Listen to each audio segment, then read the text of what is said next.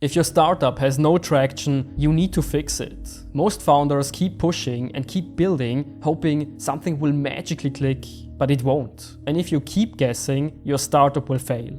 So let me show you a simple framework you can use this week to fix it. And we start with something most founders completely ignore, because here is what's really going on. Most founders are busy, like really busy. They build a new feature, they run ads, redesign their website. There is always something new to do. But when you ask them why they're doing this, they cannot tell you. They had an idea, a feeling, or they read it in a newsletter. And then 6 months go by and they still have the same amount of users, same revenue, and they have no idea why their startup is not growing. I've seen this happen over and over again, and this guessing is killing your startup. And here is the part that most founders don't want to hear. Even if you work 12 hours a day, it won't help. Because if you don't have a system that tells you exactly what works and what doesn't, you just keep guessing. So let me show you how the most successful founders build their startup. They use a simple system.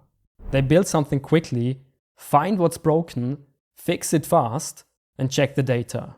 And then they repeat. And here is the big difference from what other founders do. Most founders just guess what they should do next. They just think it's cool, so they do it. Instead, the best founders make every decision based on one metric they want to improve. So when you can't answer the question, what metric does it improve, you don't do it. You don't build this new feature and you don't run the ads. And you don't change the button color on your website. Now, this sounds simple, and it is. But most founders skip it. And the reason they skip it always comes down to the same thing. They know their startup is broken, but they don't know where it's broken. So let me show you how you can find this so you can fix it.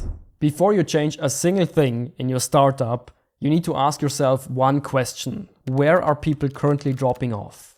And here is how you find that. You map your entire funnel. All the steps it takes people to pay for your product. Here is how it looks for most startups. People visit your website, sign up, they use your product for a couple of days, and then they upgrade to your paid plan. That's it. 4 steps. That's your funnel. And at each step, you write down what percentage of people move to the next step. And you can use a simple Excel sheet, nothing fancy. And the step with the biggest drop-off point is what you need to fix right now. That's the only thing you should be working on. But let me make this concrete. Let's say 1,000 people visit your website, but only 10 sign up.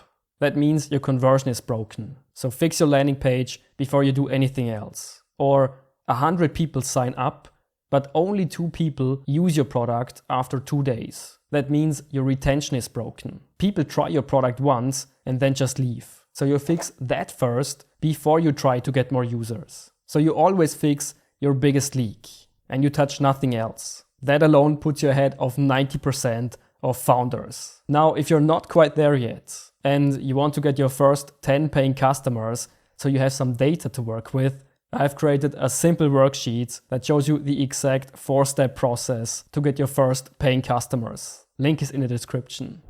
Now, being in the top 90% of founders is great, but if you want to push your startup in the top 1%, you need 3 rules. And rule number 1 is something I had to learn the hard way myself. Rule number 1, build at 90%, not 100. Perfection kills your startup. Every week you spend trying to make something perfect is a week where you get 0 new data. But you need data to grow your startup. So whatever you do, building your website, running a new ad, or building a new feature, always go for 90%, not 100. But this is important because most people get 90% wrong. 90% means your product or your website works. The core functionality is solid, it's clean, and it solves the problem. People can use it without getting confused or frustrated. Here is what 90% does not mean. Broken, buggy, embarrassing. That's not 90%, that's just lazy. 90% means ready enough to ship and learn from it.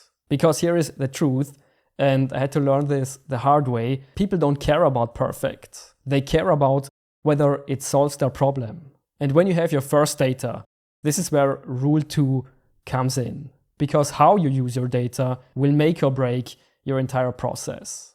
Rule number 2, run quick iterations.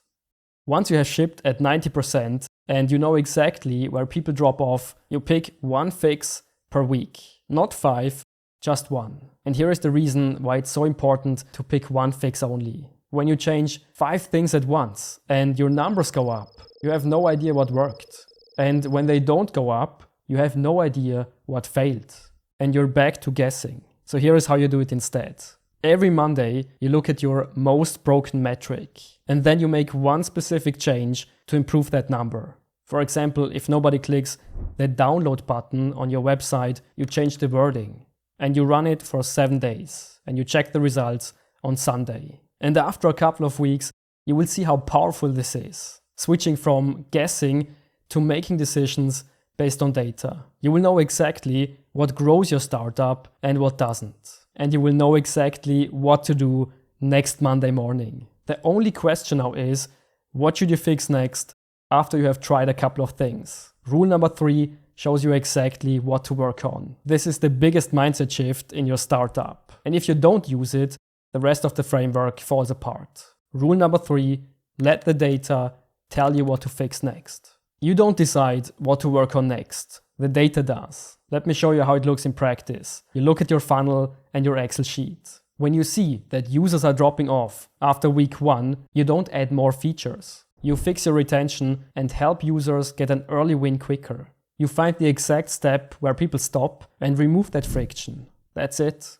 So when your website conversion rate is low, you don't redesign the entire website. You rewrite one headline, or you change the color of your button. But you always work on the one thing that fixes the exact part in your funnel. And if the numbers improve, you move on to the next biggest issue. And if they don't, you try something else to improve that number. But you don't move on until you have actually improved that part of your funnel. That's how you grow your startup consistently. Quick question. Where do people currently drop off in your startup right now? Is it on your website, when they sign up, or when they first use it? Comment below, I will show you a quick way to fix it. Here is the full picture. You map your entire funnel. You find the biggest leak. You build at 90%, ship fast, fix one thing per week, and you let the data decide what to work on next. The founders that win aren't smarter than you, and they didn't get lucky. They just stopped guessing and started using a system. A simple, repeatable system that tells them exactly what to do next, every single week.